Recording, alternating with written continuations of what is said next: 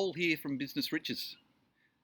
Why does boosting a Facebook post not generate any sales for your business? I get asked that quite a lot from various customers of mine, and it's a very simple reason.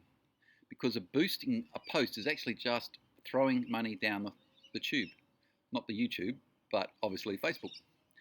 Because you see, the default setting on a boost post in the Facebook algorithm is to go and find likes and comments.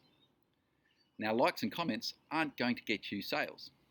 They may get you people to follow your page, but they're not going to actually get your promotion that you've running to actually be activated.